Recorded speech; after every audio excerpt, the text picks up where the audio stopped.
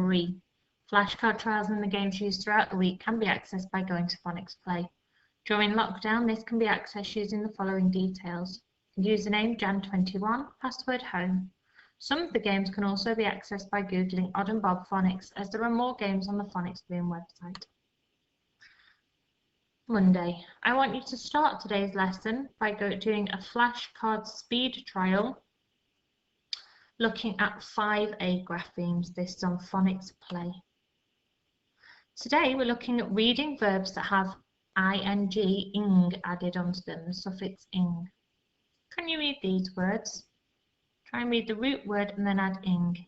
Eating, eating. Whirling, whirling. Cartwheeling, cartwheeling. Notice I'm saying the suffix as ing and not sounding it out. I want you to go to Create a Creature Countdown and look at verbs with ing added. Can you read these sentences? I don't like people whispering when I am reading. The puppy was enjoying destroying the shoes. A great booming noise came thundering across the mountains. Well done, that's the end of Monday's lesson. Phase 5D, week 3, Tuesday. What graphemes do we know for oi? What's the best bet in the middle of words? What about at the end of words? Have a think. Oi. Usually at the beginning or in the middle of words we use oi for oi, like in coin or oil. And at the end of words we usually use oy, like in boy and enjoy. What graphemes do you know for ow? What is best bet in the middle of words? What about at the end of words? At the end of a word or followed by an N is OW, like cow, now, or town. In most other words, OU is used, like in cloud and found. Less commonly, OUGH is used, like in plough. We're going to try and write some verbs today that have the ing suffix added on. Remember, verbs are doing words, is a simple way of thinking of them.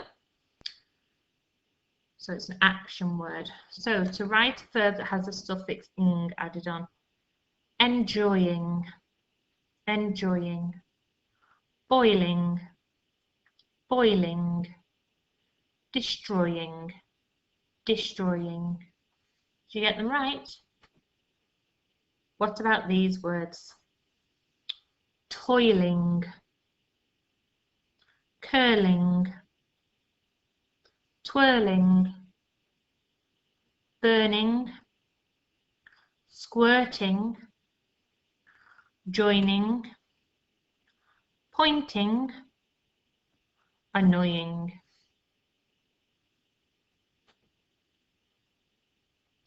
Write these sentences on your board or paper. That annoying elephant was squirting me. I was enjoying that book. I can't help blurting things out. Well done, that's the end of Tuesday's lesson. Phase 5D, week 3, Wednesday.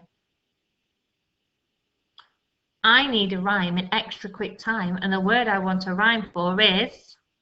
See how many words, rhyming words you can find for each of these words.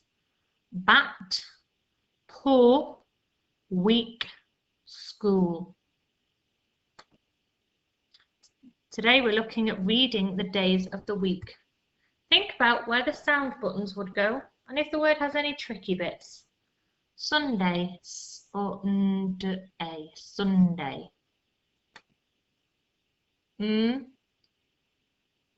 We don't usually have an O. The letter O is an O sound, do we? Or Monday. Tuesday. sounds like a ch, doesn't it? We don't say Tuesday.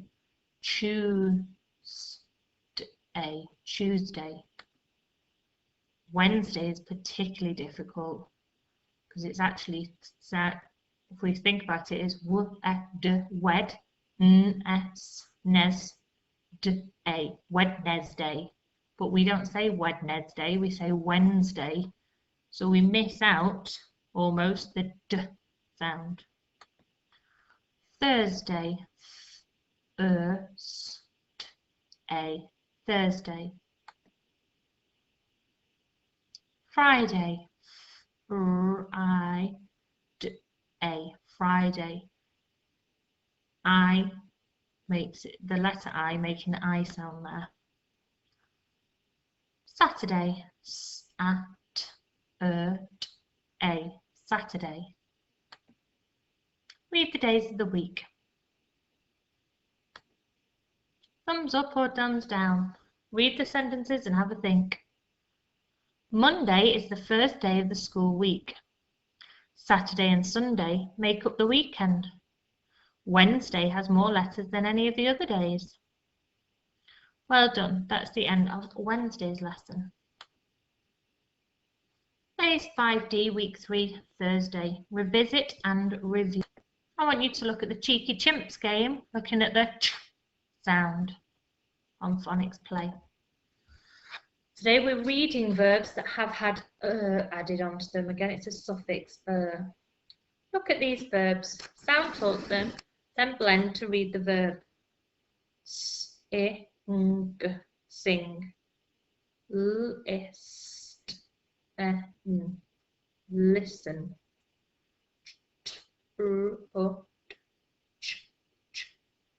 Trudge. Scream. Nibble. Jump. Scratch. These words are easy to act out because they are action words, verbs. Can you do the same with these verbs? Think.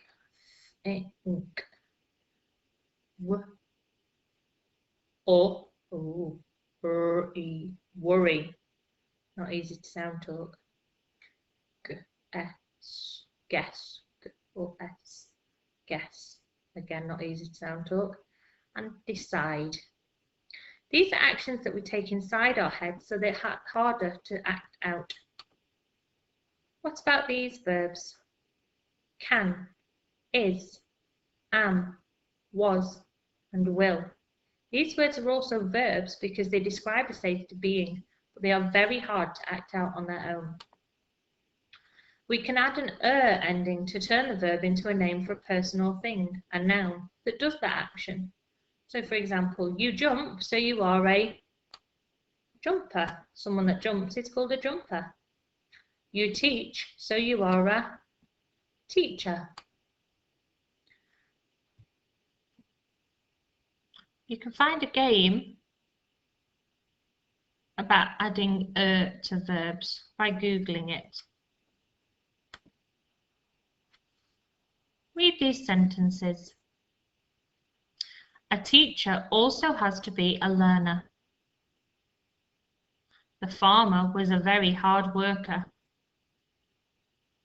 She was a bit of a dreamer, but a brilliant painter. Well done, that's the end of Thursday's lesson. Phase 5D, week 3, Friday. What graphemes do we know for or? What's best bet in the middle of words? What about at the end of words? Or, there is no best bet for this phoneme. Try training your brain to spell words that we use a lot with that sound. Thought, door, small, before, morning, saw, called, for, August. Have a look at the different spellings of the or phoneme. What about a?